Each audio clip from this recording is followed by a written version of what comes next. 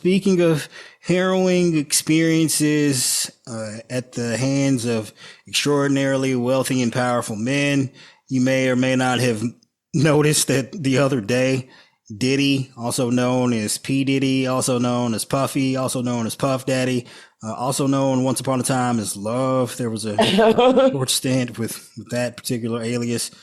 Originally born as Sean Combs, he was arrested by federal agents in New York. I love that for him. Thanks to the Southern District of Yes. New York and their investigation, along with the FBI and the Department of Homeland Security. And well, first of all, let's get to the press conference between the AUSA. Oh, damn, that guy, and he with a straight face. Yes, he did. Here he is. As part of this investigation, in March of this year, special agents from HSI executed search warrants at Combs' residences in Miami and Los Angeles. They also executed a warrant for Combs' electronic devices. During those searches, agents seized evidence of the crimes charged in this indictment. They seized firearms and ammunition, including 3 defaced AR-15s and a large capacity drum magazine. They also seized evidence of the freak-offs, electronic devices that contain images and videos of the freak-offs with multiple victims. And they seized cases and cases of the kinds of personal lubricant and baby oil that Combs' staff allegedly used to stock hotel rooms for the freak-offs, more than 1,000 bottles altogether. Here are some of the items that we recovered during the searches. We also have a clip. That he said freak offs with a straight fucking face. If you've read the indictment, which I suggest you do, it's about 14 pages long, but it's really closer to 12 in terms of content. They reference the word freak offs multiple times. He was serious about his shit. When he was like, I'm the freak offs. Like he. Absolutely. We have yet another video of him, the evidence that they seized at Diddy's raid. As you can see here, this is a drum magazine, large capacity, and it contains, I believe, 59 rounds. I mentioned as well, we recovered 3 AR-15s. This is a close-up shot of one of the AR-15s, and you can see right here, the serial number has been thoroughly defaced. Another picture of more ammunition and parts of 2 AR-15s right there.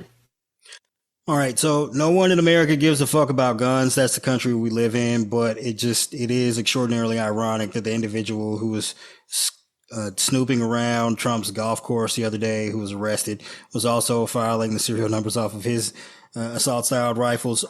But so where I'd like to start here, first of all, is just if you read the indictment, and I'll sum it up generally speaking, there are charges of sex trafficking, possession of illegal firearms, and racketeering, which includes a number of instances of Diddy and his associates engage. I'm turning to Trump now. I can't talk. Associates engaging in numerous illegal acts, and then once you have, a number of acts establishing that this was some kind of organized entity engaging in these criminal activities, you're eligible for a racketeering charge. And just long story short, if you would like our legal expertise on the likelihood of Diddy's success in fighting these charges, Diddy is fucked. He is fucked like one of these freak off parties. Now, I love that for him. It's exciting. Happy to see him go to jail. Now, look, so the content of the activity that Diddy was engaged in is extraordinarily dark. We're aware of that. It's extraordinarily serious, and we just wanted to give you a graphic nature or graphic content warning before we even go down that path.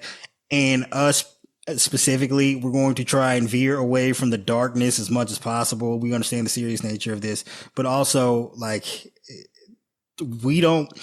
we can't afford to be emotionally distraught by diving into the dark depths of this any more than I would imagine the audience can, but we'll try and tackle it in a way that we at least can be respectful of the victims, but also just address how fucking ridiculous all of this is. So what Diddy was doing according to law enforcement and Cassie, his former girlfriend, former singer. So he would host these parties. They would engage in numerous sex acts, but where the illegality comes in is Diddy Diddy and his cohorts would recruit these young women and fly them across the country, crossing state lines, coerce them into performing sex acts, would pump them full of drugs to keep them compliant and also engaged with the activities, and would also afterwards he would video record these parties as they were ongoing, and he would take these videos and use them to blackmail the women into not going to law enforcement and continuing to engage in these parties. He would coerce them with means, financial, career-wise. Diddy is a fucking scumbag. He is. Hate this guy. Fucking worst. And as a survivor of domestic violence and sexual perfect time to have the hiccups, Ty. Sexual assault, like, it was so triggering to me to read his indictment, but even more so Cassie accounting, Cassie, but her accounting of what she experienced. And yeah, it was rough. So before you break down, I'll try and veer us away from this as soon as possible, because I've not been a victim of any kind of sexual assault or sexual abuse, and it was extraordinarily difficult for me. So Diddy would corral these girls and rope them into this behavior, and then pressure them, blackmail them, or physically abuse them, or verbally abuse them, or threaten them into continuing to engage in these illicit acts. Now, generally speaking, I personally don't have any issue with what, sexual activities people are involved in. If you're a man and you enjoy having sexual relationships with numerous women, or men for that matter, more power to you. Same if you're a woman, if you enjoy sleeping with multiple men, even at the same time, or even women for that matter, more power to you. I'm all rooting for that. Do what you got to do. Like, life is short, YOLO, get your shit off. The issue I have is that everyone involved needs to give their consent. And typically the women involved, not necessarily all of them, but many of them involved, were not, for various reasons, whether through coercion or blackmail or just being drugged, were not able to give their consent, or potentially underage, allegedly. We don't know necessarily if any of the women involved were underage, but it's a possibility. Obviously, if you're under the age of 18, generally speaking, in terms of federal law, you can't give your consent. So that's where the sex trafficking comes in, coercing women and flying them across state lines. It's generally where the feds get involved.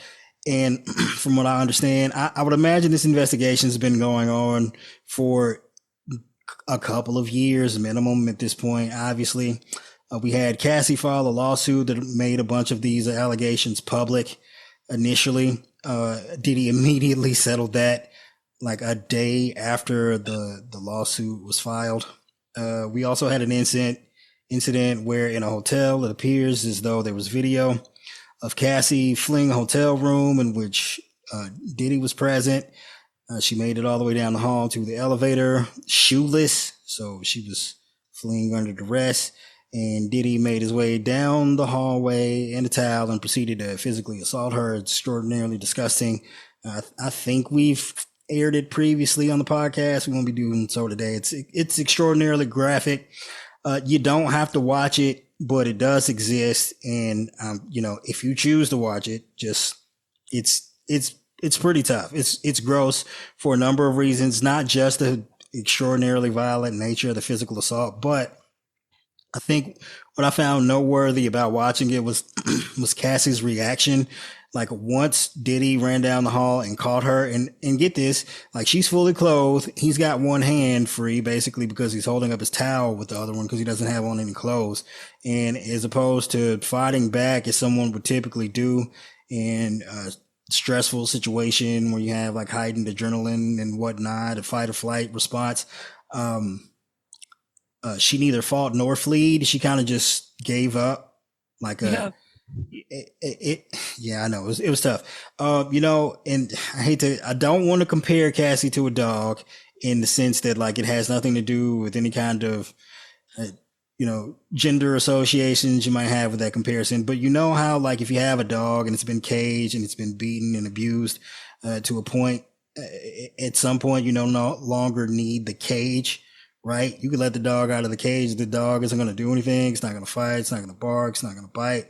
And if you strike it again, it will just roll over and give up. And that's what Cassie did. And that suggests a long-term pattern of physical abuse in terms of directed at her by Diddy. It is just, it was gross.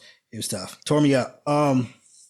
But moving on from kind of like the general, like obviously it's extraordinarily dark, but bigger picture.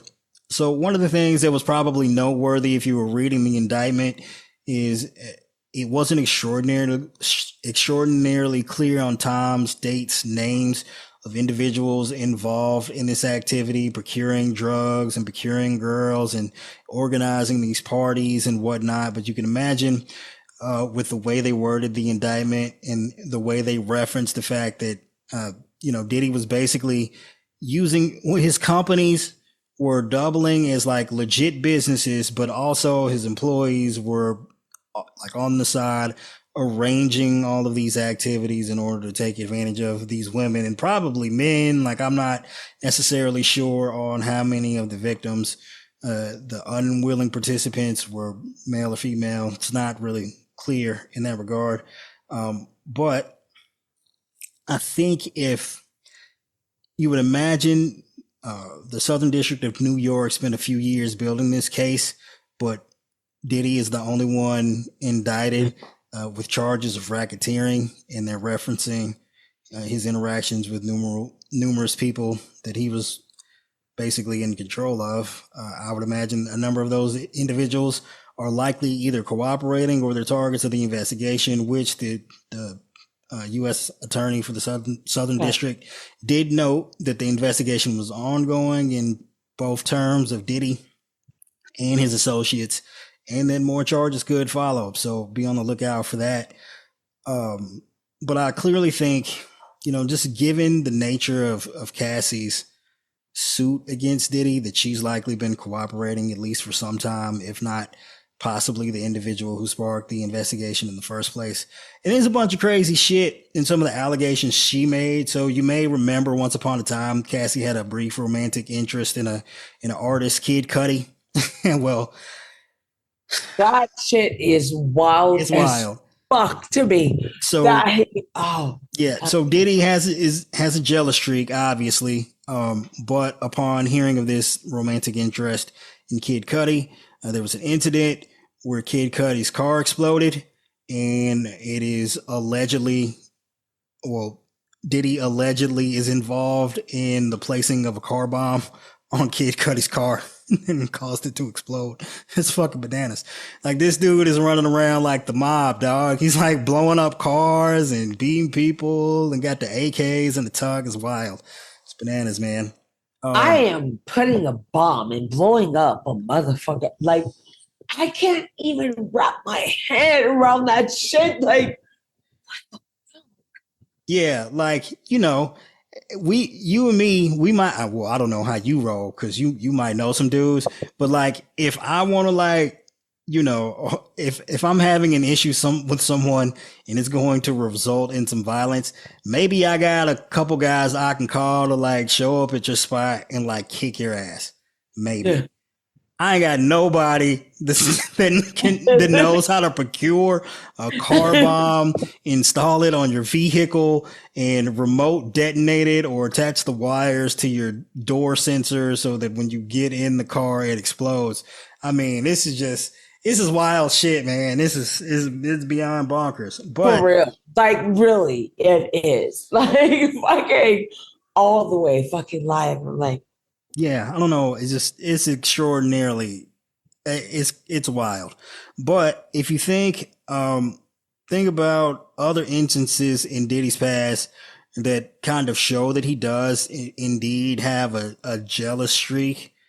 There was a shooting in 1999 where an artist of Diddy's was involved. shine. Shine, yeah. So I guess to rewind even further on that story. So Diddy once upon a time dated J-Lo. I guess, what celebrity hasn't at this point? No offense, J-Lo. I mean, like, again, as I said earlier, True. I approve. Facts. Like, J-Lo, get your shit off. Yeah, anyway, so upon their breakup, Diddy released not one but two breakup songs. Which doesn't necessarily equate to kind of violent, jealous behavior. I mean, maybe if you listen to one of them songs, you have some questions. But I actually can't remember where they were. Was it in Manhattan? Might have been Brooklyn. Yeah, no, yeah, it was in the city. Well, it was in New York City, and there were rumors of Diddy's involvement in that. But eventually, police arrested and convicted Shine, one of his artists, in that shooting. And if you took that L for, it is not uncommon for situations with extraordinarily powerful people involved in criminal activity for people lower down the totem pole to basically take the fall. There's like literally a term for it. It's called a fall guy. It's for a reason. So, just given what we know about Diddy's behavior now, looking back retrospectively, it's not difficult to infer that actually Diddy was likely responsible for that, if not directly, indirectly. And just in terms of like all this fucking ridiculous ass behavior, like that we're now currently aware about, it draws a lot of questions about numerous things in Diddy's past, that it just ain't a good look, dog. So if you're not aware of what I'm alluding to here, there have been numerous rumors over the course of the past couple of decades of Diddy's involvement in the deaths of both Tupac Shakur and Notorious B.I.G, considering they had a fairly infamous rap beef in the mid 90s that resulted in both the deaths of the two of them. Two of the most iconic fucking lyricists ever. Yeah, they're my guys. I am more of a Tupac fan than a Biggie fan, but that's not about lyrical ability. That is just because, I have an emotional attachment to the one and not the other. But so if you're listening to this and you're unaware, clearly I'm black. If you could imagine what kind of music I guess if you want to stereotype the kind of music you imagine that I listen to, that's the type of music that I listen to. And I've been listening to it for a long time. You know what? Most people probably would not, as I am all of that all fucking day. And, Tupac, he was so profound. And, Jada Pinkett bailed him out.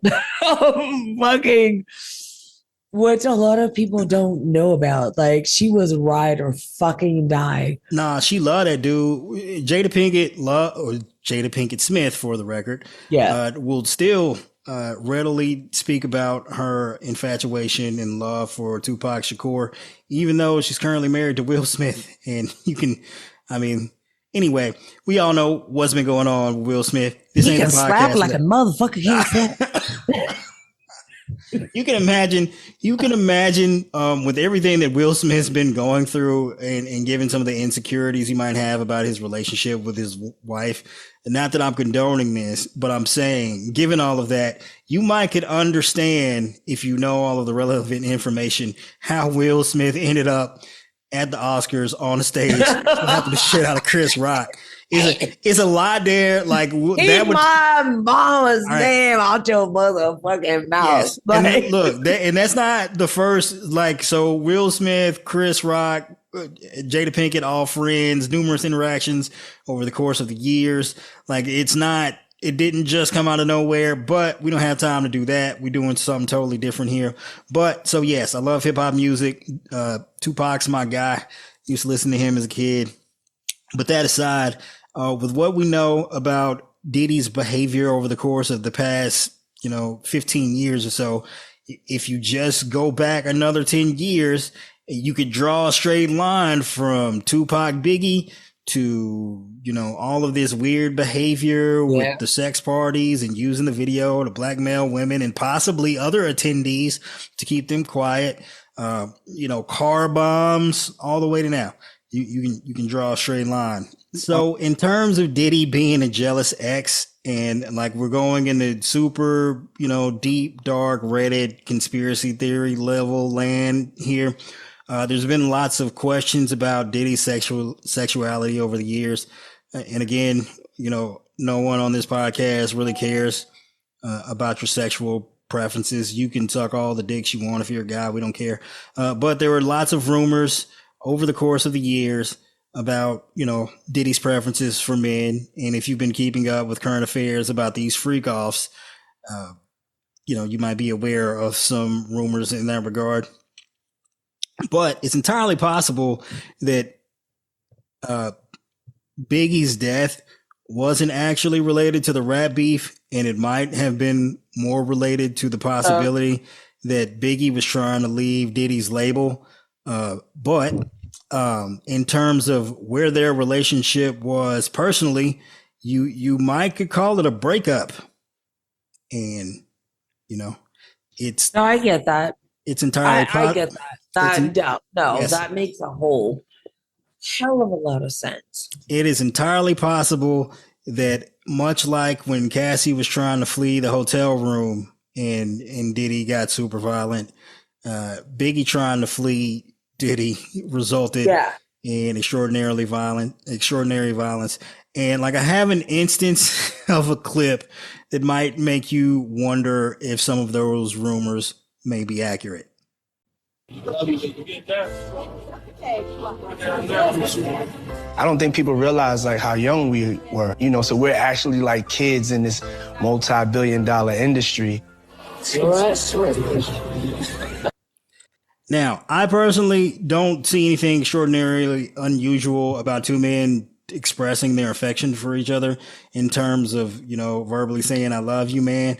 I got a couple male friends and I'm fine saying I love you, bro. But on the other hand, I typically don't rub my face on that man's hand and tell him how soft his skin is. That's a level of intimacy between two men that I'm not familiar with.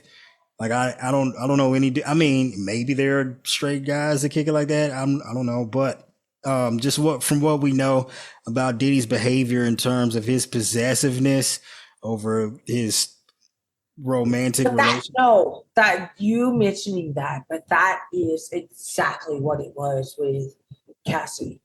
Like when he did that shit, like on motherfucking car with Kid Cudi, but it was like you ain't leaving me, bitch. Like vibe. Do you know what I'm saying? Like no one can. Yeah, like it was that type of vibe. And then when I was listening to Dawn Richards, and what she was like talking about and like finally like stepping up and speaking out, and she was like the control that he had over those in his circle, the girls, and she's like, I would see these girls and I could see like their helplessness. Like I could see their helplessness, like not having a way out, like but she was like, I was also scared. And it took her daddy. Ain't nobody got no fucking mood like a black motherfucking daddy. But Yeah. daddy. She had to have help to get out of that. And so I Yeah. meant to talk about this. But so in terms of like, please, generally speaking, do not judge women who find themselves in these situations. Like, this is like a grease slide by these extraordinarily powerful, manipulative people, typically, or even just like the average abusive man who exhibits some of these characteristics just on a smaller scale. Like, you get roped in and you think it's one thing, and then you're invested, and it like you get the the carpet's pulled out from under you. So, especially in terms of Cassie here, if you're not familiar with her original record deal with Bad Boy, it was a 10 album deal. Like, if you know anything about how the music industry works, like 10 albums, that is a contract you're never going to escape. It's That bananas. is fucking crazy. Now, 10 fucking albums like yeah, that. 10. So, like, in term, it's not totally unheard of. Like, there have been numerous instances of artists signing these crazy long deals, knowing that they would probably just be on that label for life. That's not totally crazy, but if you think of it in terms of like, Cassie was young. I think she was a teenager, early 20s, maybe when she started dating like, Diddy. I think like 18, 19 years Yeah. old. And Diddy was in his 30s, late 30s at the time. Like, if you look at Diddy's behavior and you understand how he operates, and that's the way they started off their relationship, then you totally can understand how Diddy's whole angle was, I'm going to do everything in my power to control Cassie, and we're going to start it off on the business tip, and it's going to translate over into the relationship and expound even further with the sex parties and basically renting her out to male sex workers and all this crazy. I can't. Yeah, no, I'm sorry. Anyway, so, but just generally speaking, what the point I wanted to make is whatever judgments you may have about women who end up in these situations and don't leave, assume first that they can't, especially It's my chicken breast. it looks delicious. Yeah. Assume that they can't, especially in situations where violence is involved or their careers are on the line. Because how would you like it if your career was dependent on sucking some dude's dick?